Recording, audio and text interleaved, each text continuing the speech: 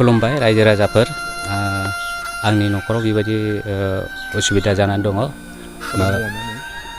आंनि मुङा लंके मोसाहारि गामिया बैरबपुर खुलुमबाय बेनो आंनि बे हिनजावा ओरैबायदि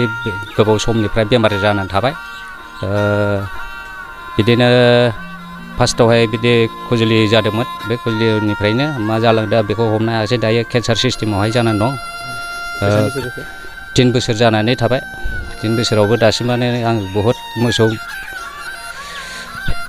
बोरमा फाननानै नायदोंमोन डक्टरनाव दिन्थिबाय डक्टराथ' बुंदों नोंसिनि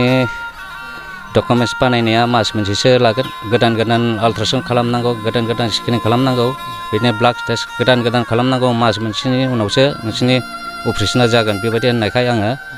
बे गुवाहाटी केन्सार हस्पिटालखौहाय गारनानै फैनो गोनां जाबाय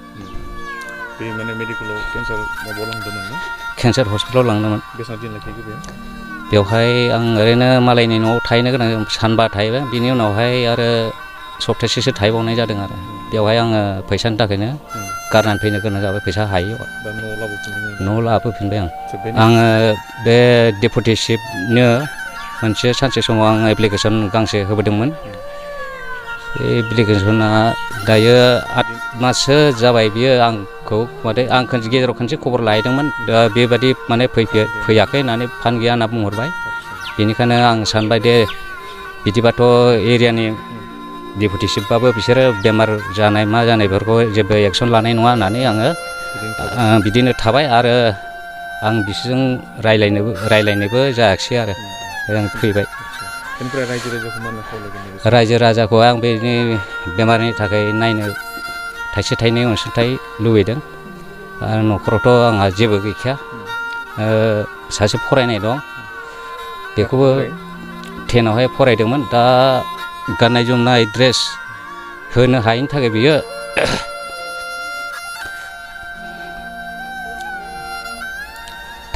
थांनाय जायाखै आरो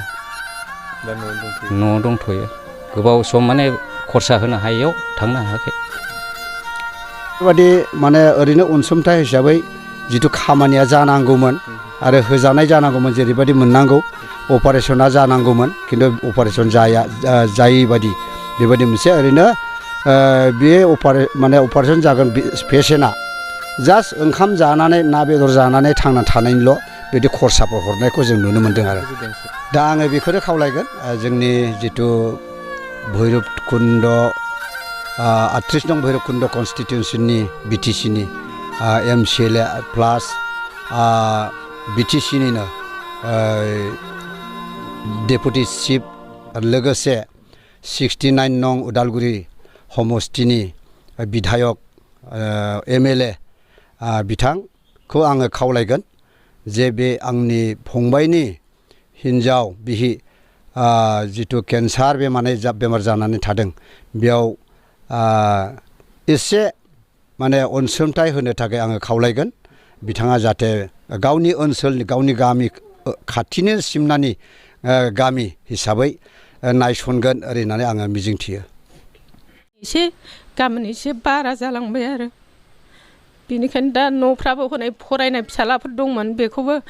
जेबो जगार होनो हायैनि फरायहोनो हायासै बेनिखायनो जोंबो सानो आरो एसे एनै MLA फोरनिफ्राय बा रायजोफोरनिफ्राय मदद मोनगोन खोमा साननानै बेखौ बोखांनो हागोन खोमा बिदि साननाय फैयो आरो जोङो दा जोंनि गोसोआव साननाय दंमोन आरो बियो अपारेशन खालामनो हाबा मोजाङाव फैगौमोन दा दाख्लै लांबाय गुवाहाटियाव लांलाय लाबोलाय खनथामानो जाबाय बिदिनो थांगासेयावनो जों गोरिब मानसि नालाय थाइसे थाइनैजों थोआ ओरैनो 5,000 10,000 बुथुम हरो बेजों लांलाय लाबोलाय गारि भाराफ्रावनो जोबजोबनाय जायो आरो बेनिखायनो दा जों जेबो राहाखौनो नुहुरासै आरो न'खराबो गरिब फिसाला सानै दंमोन बेबो फरायहोनो हायासै बिफायाबो गोदाव सोराव जाबाय हिनजावनि दारैनो दा जों बेखौनो बुंनानै फोजोबनाय जायो बे आंनिनो बिबोनां बिनिफ्राय बिनि बेमारा बोसोरथामनि बारा जाबाय नायबायबो बिराद नायबाय नायनायालाय दाहायबायबो गुवाहाटियावबो लांबाय उदालगुरियावबो लांबाय जिखिनि दं एसे एनै बेफोरखौबो फाननानै दाहायबाय दासिमबो हामा आरो बेनिखायनो दा जोंनि बे रायजो राजानाव आरो MLA फोरनाव थाइसे थाइनै मदद मोनगोन खोमा होननानै जोङो बेबायदिखौ लेंहरनानै रायलायनाय जादों आरो रायजो राजाफोरखौबो जों खावलायदों आरो जोंबो जोंनि बिबोनांफोर होननानै जोंफ्राबो न'आवनो हावरिया गैया बिनिखायनो जों जेबो मददखौनो होनो हाया ओरैनो नायनानैल'सो थानाय जायो आरो जों बिदिनो हामगौबा गामिनि झारुवा अजाफोरखौनो होलाबायो दा बेजोंबो हामा मानसिया